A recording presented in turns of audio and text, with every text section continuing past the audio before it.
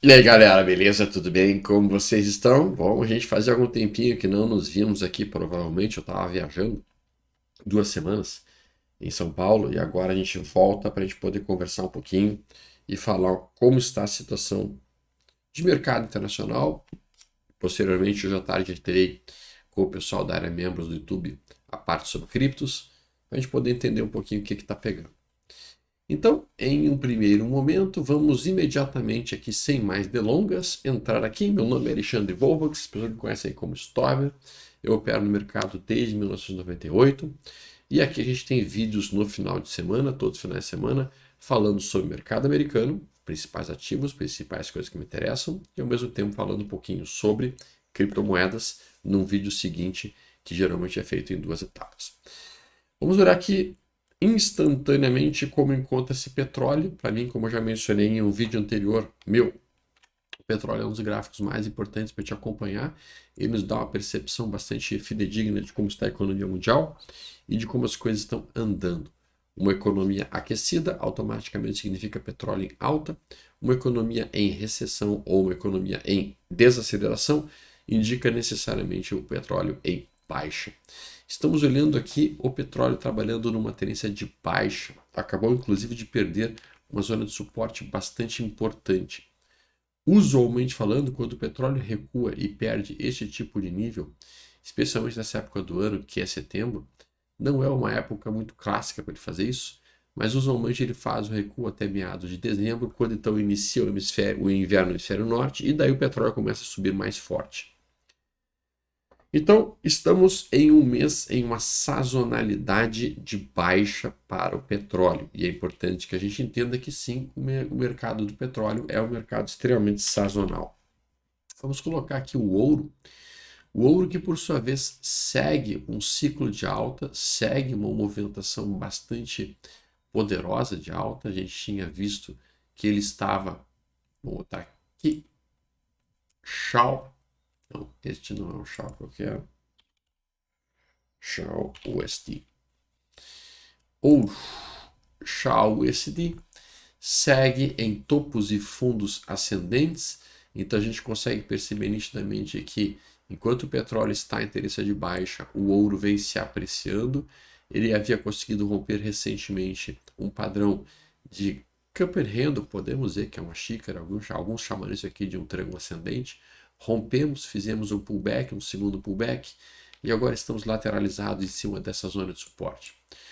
O Shao então apresenta um suporte forte em 2.475, resistência mais importante que os vendedores estão tentando segurar em 2.530, mas o fato é que sim, é uma tendência de alta. O Banco Central chinês continua comprando muito ouro no mundo. A gente vê aqui a possibilidade, começa a se desenhar brevemente a possibilidade de uma cunha ascendente. Então eu ficaria atento para esse risco. Se perder essa região, que é o topo anterior rompido, em 2.450, não me surpreenderia que o ouro produzisse algum tipo de correção, já que ele está bastante afastado das principais médias móveis. Aqui o Randall Walking Index continua dizendo que a tendência é de alta, que não tem muito mistério, que nem sequer aconteceu excitação na tendência de alta do ouro em si. Muito bem, dito isto, vamos olhar como encontra-se S&P 500, que essa semana fez um forte recuo. Então sim, nós tivemos um forte recuo dentro do S&P 500. Algumas pessoas já se preocupam, achando que é o final dos tempos, achando que agora vai iniciar o crash da Bolsa Americana, sei lá o quê, papapá, tudo aquilo que a gente já tanto conversa. Bom, antes de mais nada, eu preciso que os amigos entendam que existe sim uma sazonalidade dentro do mercado americano. Essa sazonalidade no mercado americano, assim como isso no mercado de criptos, que a gente tem o verão de criptos, a gente tem o inverno de criptos, existe uma sazonalidade dentro do mercado americano, que é basicamente os Six Golden Months do mercado americano. Tá? E esses Six Golden Months caracterizados basicamente pelos seis melhores meses para se estar dentro do mercado de renda variável americano, caracteriza-se literalmente por os meses que vão de outubro até maio. Então, a sazonalidade neste momento significa que nós temos um cenário de recuo entre setembro e outubro, e a sazonalidade ela nos mostra que realmente sim, existe um potencial de continuarmos um pequeno ciclo de queda agora. Aqui então está um efeito de sazonalidade dentro do IVVB11, para a gente poder ver quais foram, desde 94 até hoje, os meses mais fortes e os meses mais fracos. Então veja que nesse estudo aqui realizado, estatisticamente falando, de 84 até hoje, o mês de janeiro, o mês de junho e o mês de dezembro são meses fracos para o mercado de S&P. Mas veja que realmente o ponto principal chega aqui, ó, julho e agosto sendo possíveis topos, uma certa perda de força setembro, outubro, um enfraquecimento bem forte em outubro, e um retorno para alta em novembro, que é o que a gente está fazendo aqui. Ó. O setembro, outubro, um pequeno recuo para S&P, para FVB11. FVB11 é a respectiva ETF do mercado de S&P. Veja que nos últimos 5 anos a gente fez fundos do ano aqui em setembro de 2020, um fundo do ano em setembro de 2021, mais um fundo do ano em setembro de 2022, mais um fundo do ano em setembro de 2023. A gente fez um pequeno fundinho aqui em abril. Então, pelo que a gente está vendo, o retorno mensal do S&P 500 costuma ser negativo no mês de setembro. Isso, historicamente falando, nos indica que sim, nós temos um mês com potencial de recuo. A gente abre o mês dessa forma que nós estamos vendo aqui, esse é o S&P 500. Até o momento, eu acredito que a abertura do mês esteja perto da máxima do mês. E, portanto, à medida que a gente perde a mínima dos primeiros 3 candles do mês que está aqui, isso indicaria sim um mês mais corretivo do que um mês mais focado à alta. Isso só mudaria se realmente o mercado conseguisse voltar e romper a máxima histórica aqui localizada em 564, que eu acho pouco provável nesse momento. Então, da maneira como eu estou lendo, mais provável que a gente trabalhe o mês de setembro em um mês meio que corretivo, buscando realmente essa região de 515. Bom, então, primeiro, não é nenhum desastre. Segundo, a gente tem estocástico lento já sobrevendido, depois de 4 dias consecutivos de baixa. Não me surpreender que a gente apresentasse algum tipo de repique na segunda, na terça e na quarta. Nem que seja um repique para fazer isso e depois isto. Mas eu realmente entendo que a maior pressão compradora deveria começar a surgir a partir do mês de outubro.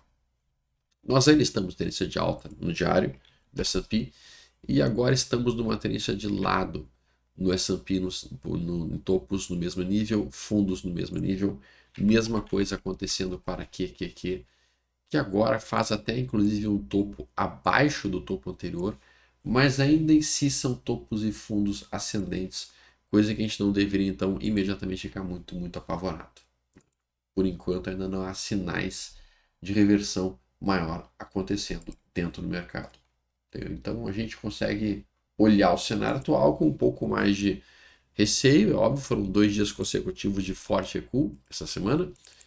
A gente teve PMI chegando ontem. PMI de sexta não foi um PMI muito fantástico, foi na verdade um PMI negativo. Payroll negativo.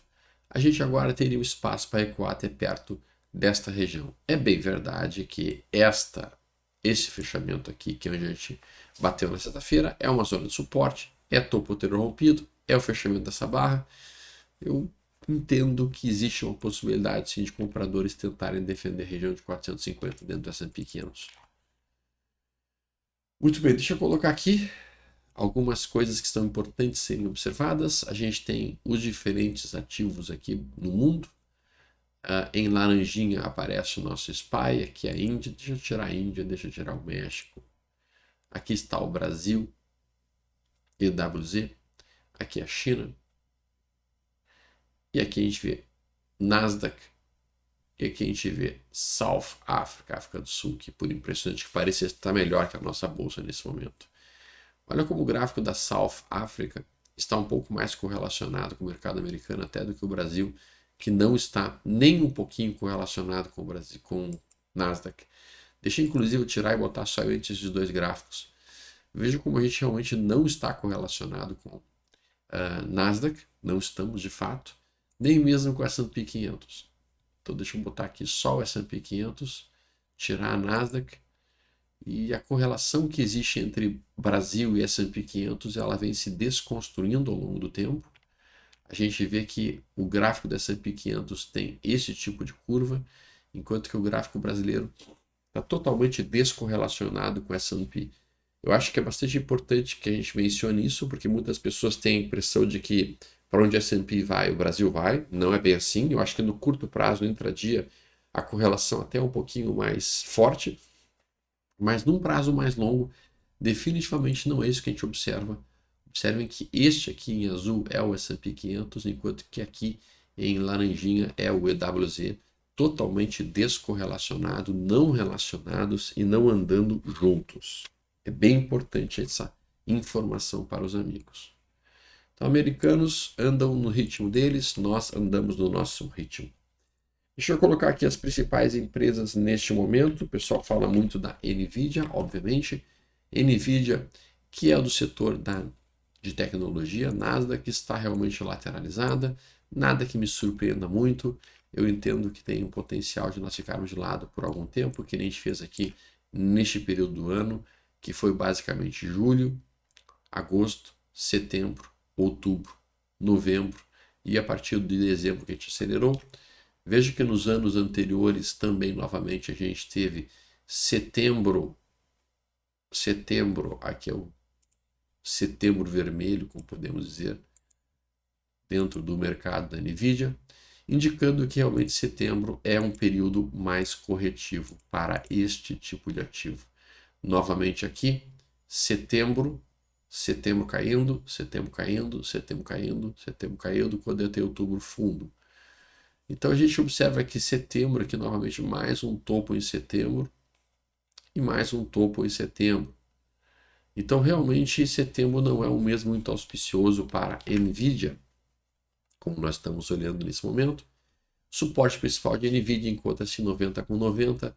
Ali eu esperaria que apresentasse algum tipo de pressão de compra. É bem verdade que este topo aqui também é região de suporte na área de 105, que foi perdido recentemente, inclusive. Uma ação que eu estou posicionado e que está me deixando incomodado é a ACMR. Essa foi uma ação que eu entrei neste ponto aqui. Este recuo um pouco mais intenso do que eu gostaria. A gente consegue desenhar uma longa linha de tendência de alta, que seria essa, mas está tenso. Na verdade, tem uma outra linha que foi perdida, que era essa. Não gostei da perda dessa linha. O meu stop necessariamente vai ter que ficar abaixo desse fundo. A CMR ela tem alguns fundamentos que me interessam. Eu gosto de algumas coisas que ela demonstra. Quando a gente coloca aqui a CMR, a gente entende que, primeiro, aqui está o overview dela, vamos botar o overview. Ela é uma empresa que está na faixa de. Ela está na faixa de mais ou menos uns 977 milhões. Esse é o market cap dela, não é um market cap brutal, um market cap um pouco mais comedido. Eu gosto de trabalhar em empresas que são mid caps, como a gente está vendo. Ela entrega, então, basicamente aqui uma série de manufacturers, uma série de produtos que funcionam dentro da indústria, né, e focado na indústria de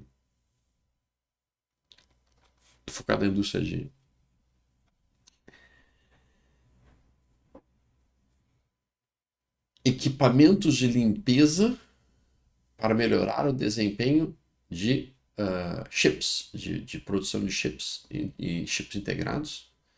Então está também relacionado ao setor de tecnologia. E o que eu gosto dela especificamente, apesar de ser uma empresa relativamente pequena, é que sim, ela tem um earning histories fantástico. Aqui em verde aparece o earning histories que foi entregue, em branquinho que era o esperado. Então a gente vê que ela vem há vários trimestres entregando mais lucro por ação do que o esperado pelo mercado. No último trimestre ela entregou uma surpresa de 57% a mais. Os analistas e o aspecto de highlights principais que eu vejo é o lucro, a margem de lucro da empresa, que é bonita, uma linda margem de lucro, como a gente está vendo, ela vem crescendo. O EBITDA também vem crescendo. O lucro por ação diluído, no meu entendimento, rompeu uma região de resistência bem importante, que era 0,59. Vinha sempre numa faixa de 0,59 centavos, foi para 1,16, o projetado agora está em 1,26. Então, do ponto de vista de fundamentos, a empresa está muito bem. Isso deveria chamar, teoricamente, gestores institucionais para começarem a querer comprar a empresa. Mas não é o que a gente está vendo no atual instante, a gente está vendo realmente uma sequência de topos e fundos descendentes. Isso me incomoda, obviamente, porque eu estou comprado, naturalmente. Meu stop está abaixo da mínima. Vamos ver como é que ela vai evoluir aí. Eu esperava mais nesse momento atual para a ACMR. Bom, outras empresas que estão complexas e difíceis, GCT, perdeu o fundo, acionou stop, eu tive que sair da posição de GCT, faz parte. GigaCloud não entregou os resultados esperados, eu esperava mais dela também, e então eu estou me retirando de GigaCloud, lambendo um pouco meus ferimentos. A gente tem aqui GigaCloud, que basicamente é uma empresa que trabalha com soluções de e-comércio B2B, né, e muito entre a China e Estados Unidos, muito entre a China e Estados Unidos. E ela, nesse momento, foi incorporada em 2006. O seu headquarter está na Califórnia. Tá? Essa aqui já é uma empresa que trabalha com market cap também pequeno, 700 milhões, também um market cap bem microscópico, eu diria. Earning histories dela estão bonitos até os earning histories, não são earning histories ruins. Lucro por ação bem melhor do que o esperado, surpreendendo o mercado positivamente também. A gente vê financial aqui, highlights dela. A gente vê um lucro por ação crescendo, diluído, crescendo significativamente de 2030 para 2022. A margem de lucro dela também está bonita, o EBITDA também é bonito, mas novamente a empresa não está conseguindo entregar a movimentação. Isso porque quando essas empresas menores, apesar de elas terem bons fundamentos e estarem bem sobrevendidas, como ela encontra-se aqui, às vezes o mercado inteiro pesando como ele está pesando, elas também são pressionadas e caem sem grandes repercussões. Nós tínhamos falado na semana retrasada, antes um pouquinho nós sairmos, sobre Ticon.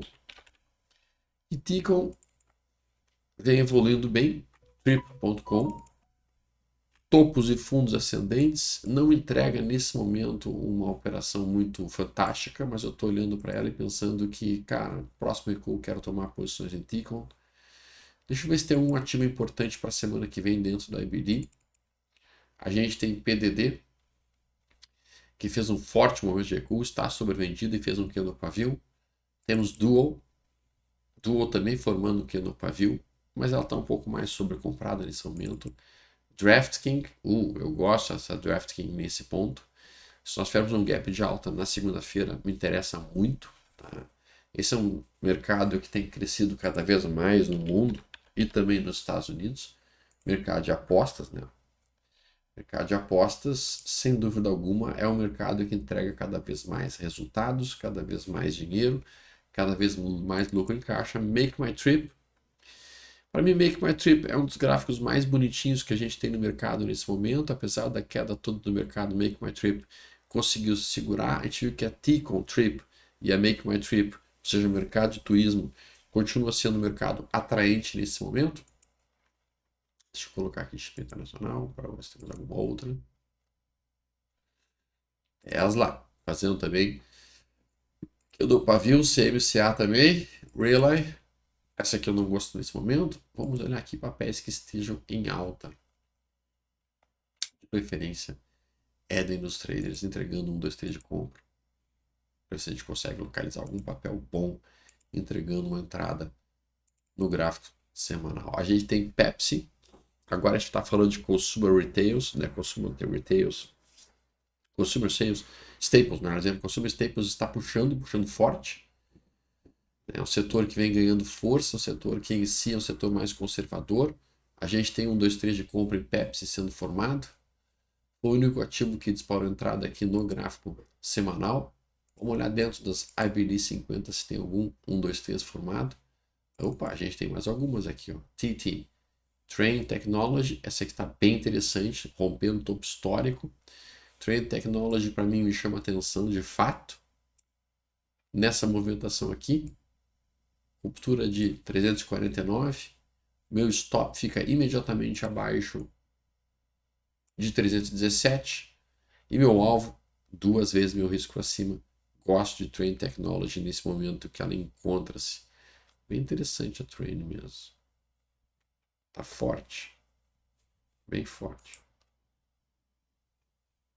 Tá, isso aqui já me chama atenção, sim. Tá.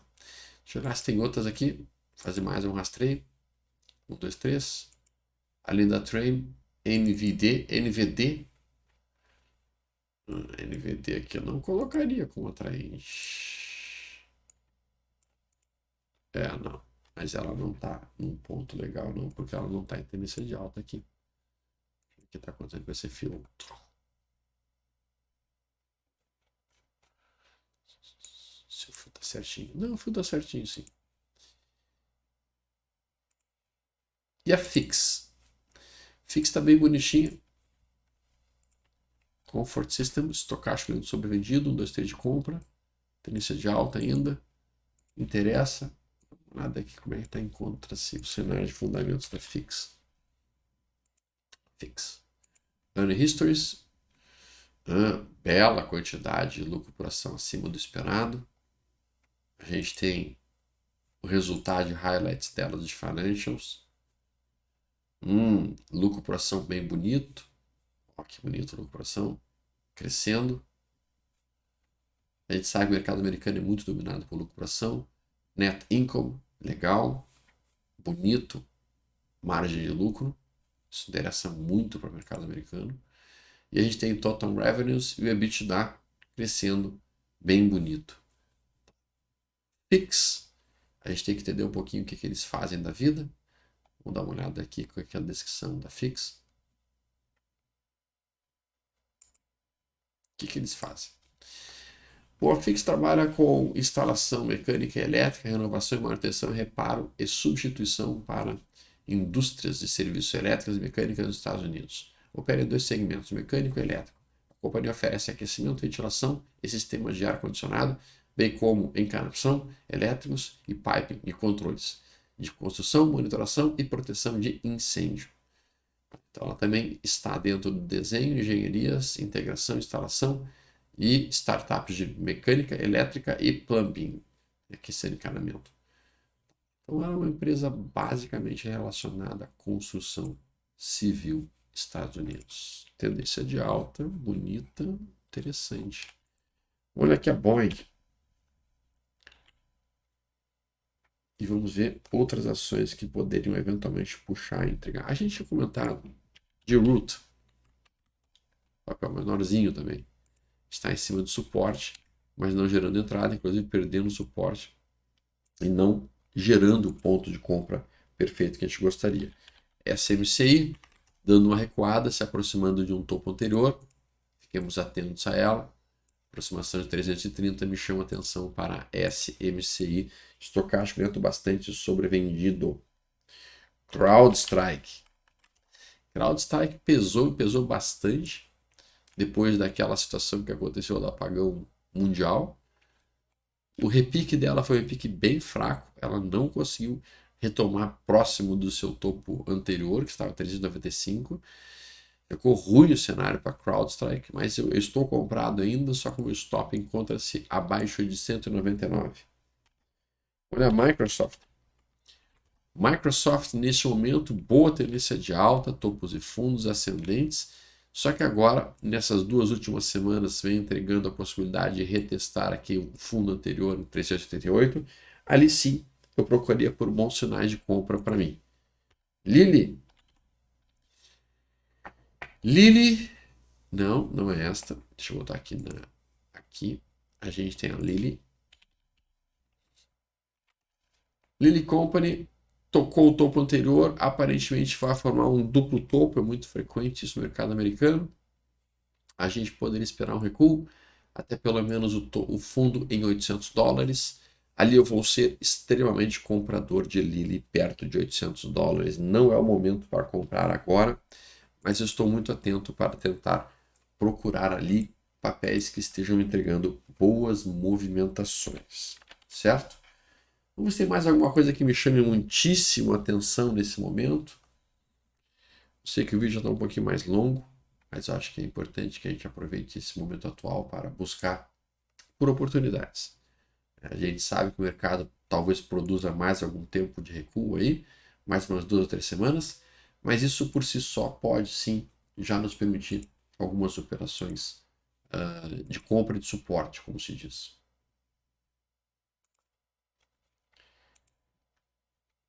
Então a gente tem aqui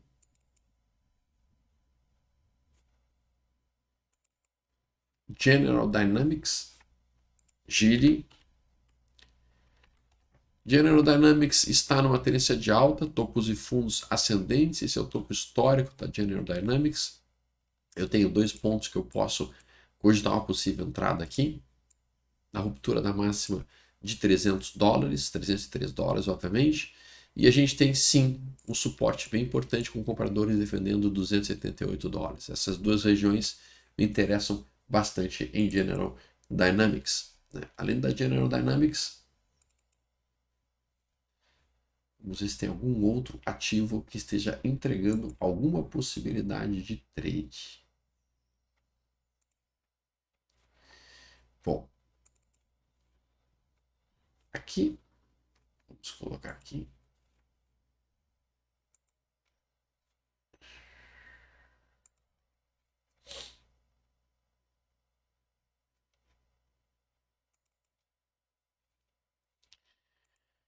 Novamente, setor de traveling, de viagens. TRV parece que o mundo só quer viajar. Eu vou esperar o próximo recuo para poder tomar posições em traveling.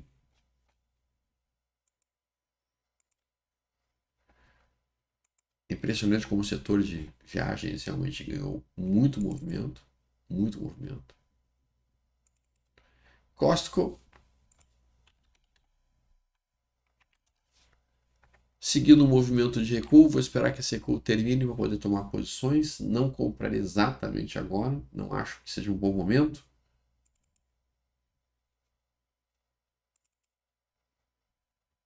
E realmente, a maior parte dos ativos americanos não entregando um momento perfeito de entrada. Não é aquela hora. Aquela hora, o momento atual é mais de ficar na espera. Na espera que o próximo recuo termine ou, eventualmente, que nós consigamos apresentar algum tipo de reversão. Vamos olhar aqui, estou dando mais uma olhada se tem mais alguma coisa extremamente boa pra gente. Não vejo, não. Então, galera, por hoje era isso, né? Para o mercado americano, vou colocar aqui mais uma vez o SPY, olhar os suportes de SPY. Eu entendo que SPY tem possibilidade, tem um suporte aqui intermediário em 534, mais um suporte intermediário aqui nesse fundo 512, e a gente tem naturalmente aqui no QQQ, que é importante para nós, a aproximação dessa região aqui em 424 como suporte, essa aproximação aqui, que é o momento atual que fechou a semana, bem importante, e a gente consegue operar aqui no Brasil algumas BDRs. A gente sabe que aqui a gente tem Microsoft 34, que eu tenho comprado praticamente todos os dias uma delas. A gente tem a Apple 34, que trabalha aqui nessa movimentação, também tem comprado uma delas por dia, basicamente. A gente tem de interessante aqui, Lily 34, que são as BDR da Lily. A gente tem a própria IVVB11 com uma alternativa a ser operada para quem quiser trabalhar S&P 500 ao longo do tempo. Lembrando que S&P 500 ao longo do tempo é esse gráfico que está aqui. Não é um gráfico nem um pouquinho feio de ficar comprando e investindo ao longo do tempo. Veja que a gente tem boas movimentações de alta ao longo do tempo. O S&P 500 de 2010 até hoje se valorizou aproximadamente 440% em dólar, o que não é nem um pouquinho ruim. Tá? Então o IVVB11 tende a replicar esse movimento e por isso que eu tenho assumido realmente a ideia de comprar um pouquinho de IVVB11 a cada recuo que ele vai fazendo, para que permita então tomada de posições desta maneira. Assim como com a Apple 34 eu também faço isso. E o bom das BDRs realmente é esse conceito de que dá para comprar de uma em uma, sem muitos mistérios, sem muitas dores. Ok, galera? Então o vídeo de hoje era isso. Que vocês tenham uma ótima semana de trades. Um forte abraço. Hoje à tarde, com o pessoal da RMMs do YouTube, nós estaremos conversando sobre criptomoedas, como é que elas estão aparentando e se comportando neste instante. Tudo de bom, até mais. Nos vemos a semana. Na segunda-feira também teremos nosso Café Tricorações.